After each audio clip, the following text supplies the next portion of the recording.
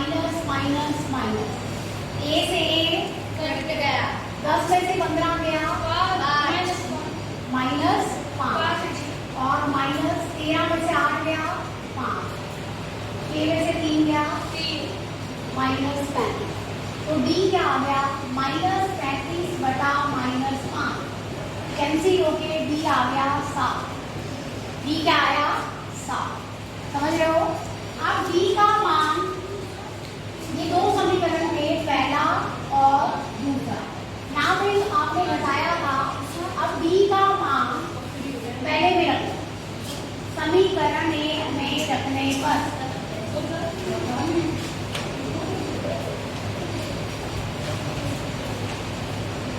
रखो बच्चों, क्या बन जाएगा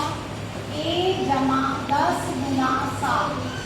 5 सत्ते 35, पता था ना डी कितना आया है 7, ठीक है। तो ये डी का मान हमने कौन से समीकरण में रख दिया है पहले में,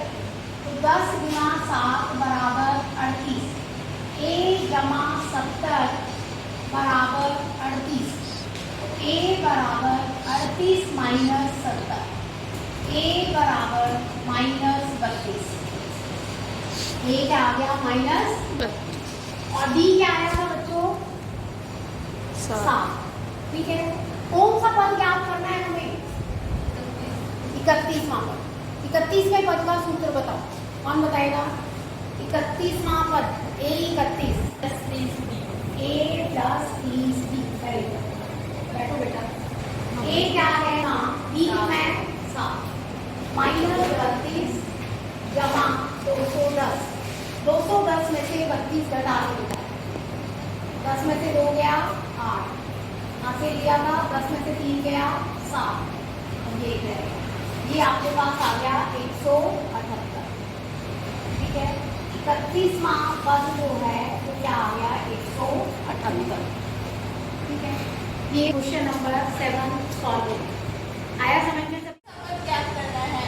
इसमें हमें तीसरा पद 12 दिया हुआ है और 50वां पद 106, तो हम ए तीसरे पद का सूत्र हो जाएगा ए जमा 2d बराबर 12, और 50वें पद का सूत्र हो जाएगा ए प्लस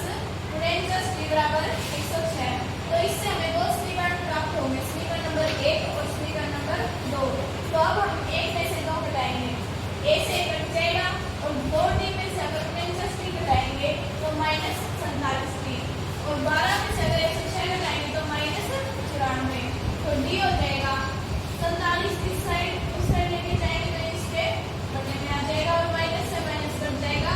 जिससे हमें डी कितना प्राप्त होगा 2। तो अब हम डी का मान समीकरण 1 में रखेंगे, समीकरण 1 में रखने पर ये हो जाएगा a प्लस 2 गुना 2 बराबर 12, तो 2 कितना है 4, तो a जमा 4 बराबर 12, अगर 4 इस साइड प्लस का दूसरी साइड ले जाने पर माइनस का हो जाएगा, जिससे a कितना आ जाएगा 8।